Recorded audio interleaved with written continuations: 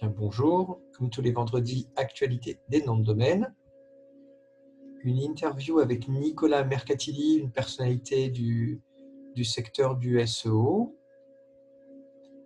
Dans l'actualité des extensions, du nouveau encore avec les remous autour du point .sux, une ouverture de caractères pour les Seychelles et 2 ou 3 autres infos. Au niveau des ventes sur les domaines expirés, il y a également des nouveautés sur le .fr et on parlera un peu de Kifdom. Et dans les aspects juridiques, une procédure assez étonnante qu'on appelle par l'expert, donc l'équivalent de la procédure OMPI pour l'extension FR sur le nom de domaine rsi.fr. Donc cette interview avec Nicolas Mercatilli, je ne vais pas en parler, même si je sais qu'elle est super parce que je l'ai fait tout à l'heure. Donc Nicolas Mercatilli, comme il est multicasquette, il nous permettra de traiter différents aspects qui intéressent les titulaires de portefeuille de nom de domaine, puisqu'il est expert de PrestaShop, WordPress, mais évidemment, donc, il gère une des principales plateformes de liens sponsorisés qui s'appelle SEMJuice. Alors, SEMJuice, pourquoi c'est intéressant pour ceux qui ne verront pas la vidéo, c'est qu'en fait, les articles sont écrits par le prestataire, par SEMJuice, et sont placés de manière automatique avec un plugin sur votre site. Donc, quand vous êtes domaineur, vous n'avez rien à faire, vous avez simplement les sous qui tombent en sachant que SEMJuice est positionné sur la qualité. Donc, vous avez un article de qualité qui vient enrichir votre blog pour lequel vous êtes payé. Donc, on aime bien ce genre d'initiative que propose SEMJuice. Sur les noms de domaine disponibles à l'enregistrement, donc cette semaine, alors je n'en ai pas mis beaucoup, les 4 premiers, Brandon, Synagogue, Blessure, Tresse, en fait ils sont très bien et ils ont une valeur de marché. Brandon.fr, c'est un nom de domaine que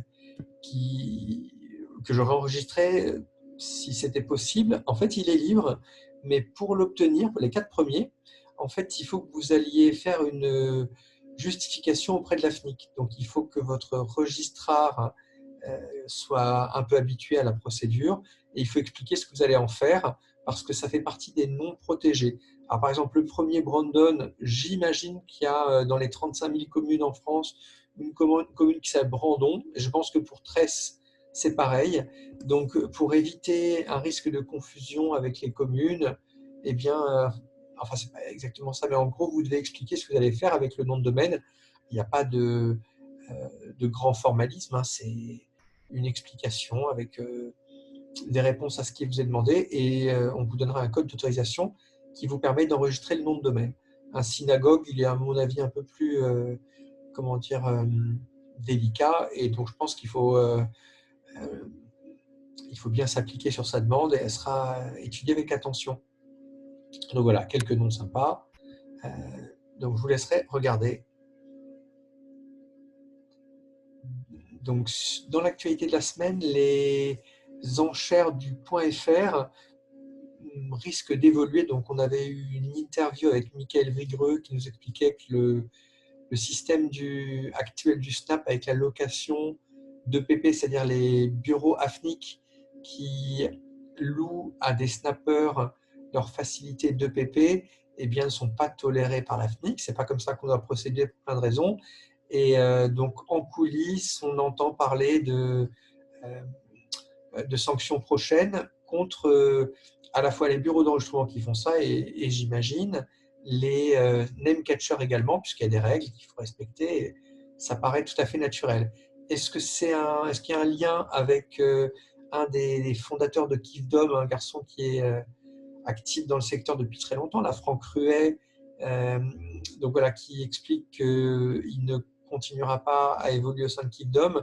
Est-ce que c'est par rapport à cette tension? Je ne sais pas. Donc on peut lui demander, puisque c'est quelqu'un de très ouvert et très intéressant. Mais voilà, je me permets simplement de soulever la question. Il va se passer des choses pour le .fr, c'est sûr. Et donc Kifdom perd Franck Ruet. Au niveau des nouvelles extensions, alors il y a 2 choses.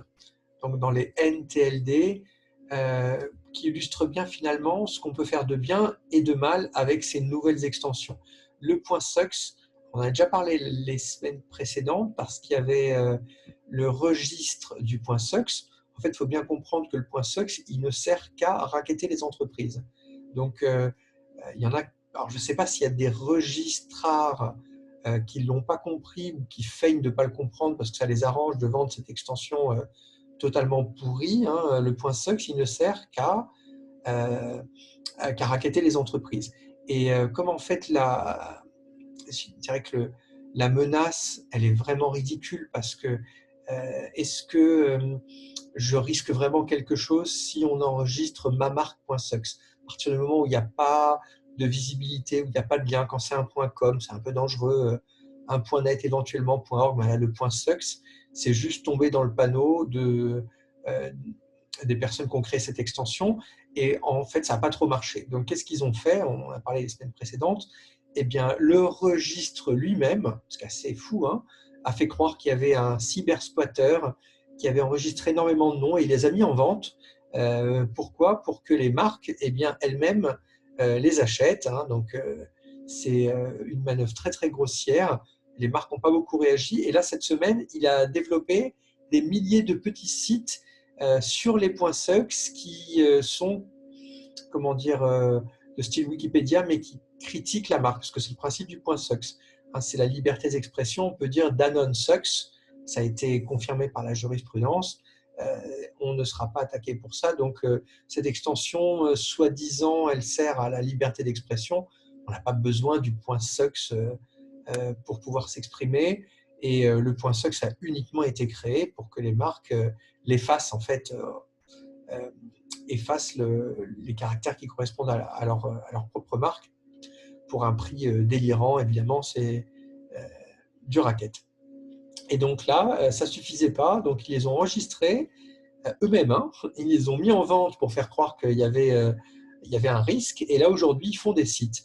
Et il y a certains registrars qui trouvent, c'est hallucinant, hein, qui ne trouvent pas de meilleurs conseils que de conseiller aux marques d'enregistrer en disant attention, il y a une vague de cybersquatting avec le point SUX, allez vite enregistrer votre point SUX, qui est évidemment hors de prix. Hein. Là, c'est 200 $. Alors, on était au début sur des 25 000 $. Enfin, il n'y a pas de limite hein, pour ce genre de projet. Donc, 200 $, c'est le prix auquel vous le touchez auprès du registre. Mais les registrars, forcément, vont le vendre plus cher. Donc, c'est extrêmement cher pour quelque chose qui ne sert absolument à rien. Et Gandhi, pour ne pas les citer dans un article complètement délirant, hein, soit ils sont complètement nuls, ce qui est à mon avis le cas, soit ils sont de mauvaise foi pour faire des enregistrements et gagner un peu d'argent, mais l'article sur leur point SUX, sur le point SUX où on vous dit attention, enregistrez vos points SUX parce qu'il y a vraiment une menace. Alors voilà, ils ont peut-être rien compris et avec plaisir pour leur expliquer, mais je crois qu'il y aurait beaucoup de choses à leur expliquer sur la manière dont fonctionne l'industrie. Alors, le mauvais côté du point SUX, donc le mauvais côté des NTLD, il est exprimé avec le point SUX. Par contre, on peut faire des très bonnes choses avec les nouvelles extensions et le point CERN. Alors, est-ce qu'on a vraiment besoin d'une extension de point CERN? J'imagine qu'ils ont réfléchi à ce qu'ils veulent en faire, mais voilà, le laboratoire de recherche sur l'origine de la vie, c'est passionnant. Hein, ce qui se fait en CERN en fait sur l'origine du Big Bang, l'histoire elle est incroyable. Et donc là, apparemment, on développe à partir du point CERN des contenus de haute qualité. Donc voilà les deux aspects sur les nouvelles extensions. Alors, dans l'extension, il se passait pas mal d'autres choses, notamment des ouvertures. Alors le point SC pour les Seychelles avec ouverture des 1 ou 2 caractères. Alors donc si vous avez envie d'un nom très court, par exemple, il faut voir ce qui est encore libre, hein, mais alors, je ne sais pas, je n'ai pas réfléchi, mais fi.sc par exemple pour fisc, si vous voulez faire un site sur les impôts, en supposant qu'il est encore libre, ben voilà, vous pouvez l'enregistrer à partir de maintenant. Les 2 caractères et les 1 caractère n'étaient pas encore disponibles. Dans les aspects juridiques, que se passe-t-il? Alors vraiment, c'est pareil, hein, moi je suis un peu, à chaque fois je caricature et je ne sais pas comment on pourrait pas sur le style, mais donc les registrars pour moi c'est le point faible.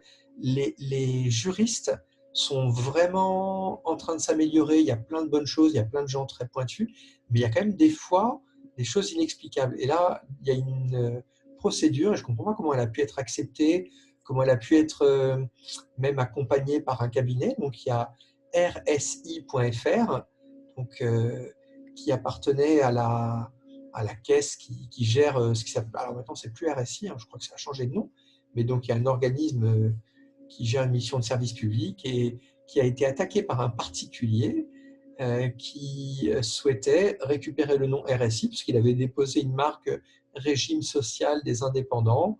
Euh, et donc, il attaque le RSI ou la caisse, je ne sais pas, qui gère ce système en disant voilà, le RSI n'existe plus. Aujourd'hui, vous n'utilisez pas le nom, alors qu'en fait, il l'utilise avec une redirection vers la nouvelle formule. Et donc, on souhaite le récupérer.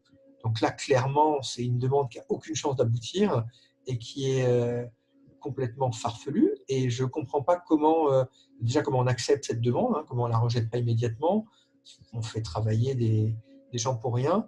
Et surtout, quels sont les juristes. Enfin, alors, peut-être qu'il y a des choses que je ne sais pas dans ce cas en particulier, mais c'était une plainte étonnante. Donc, si vous avez un souci pour un point .fr, la démarche la plus simple, la moins coûteuse, s'appelle Cirelli, hein, qui coûte 250 € simplement. Mais Cirelli va uniquement traiter des cas qui sont vraiment de cybersquatting manifeste. Parle, bon, c'est la même procédure que pour l'OMPI classique. Hein, donc, il y a un tribunal arbitral, donc soit une personne, un arbitre, soit trois, enfin le même principe, plus ou moins que pour la procédure OMPI. Et là, étonnant de dépenser, c'est, je sais pas, 1500 € la procédure, plus les avocats. Je ne comprends pas ce qu'a fait cette personne, pourquoi elle a fait cette démarche. Donc, dans les aspects juridiques également, il y a la journée de la propriété industrielle qui aura lieu le 1er décembre. Donc, alors pour y participer, c'est 330 €, je crois, d'intervention de juristes renommés. Mais les deux garçons que vous voyez ici, Jean-François Poussard et Gaël Mansec, donc qui interviennent sur le thème des abus sur Internet, proposent de vous inviter. Donc, ils ont des invitations puisqu'ils sont intervenants. Donc, s'il y a des personnes qui souhaitent y assister et pour bien connaître l'un et l'autre, les interventions ne sont pas de qualité, elles sont de haute qualité et c'est vraiment extrêmement riche, très accessible. Donc, je vous recommande, si le sujet vous intéresse, de manière générale, les aspects juridiques, de demander auprès de l'un de ces deux. Alors, c'est Jean-François Poussard qui m'en a parlé, donc je sais que lui a des invitations. Est-ce que Gaël Mansec en a? Bon, en tout cas, Jean-François en aura peut-être sans doute assez pour ceux qui suivent cette vidéo. Merci, à vendredi prochain. Et donc, n'hésitez pas, questions, commentaires. Là, j'ai été un peu dur avec Gandhi. Peut-être que Gandhi, en fait, est super. L'article, il est nul, mais ça peut arriver à tout le monde. Donc, si vous avez vos commentaires, je suis prêt à tout entendre. Et commentaires, remarques, critiques, etc. Merci. Et donc, à vendredi prochain.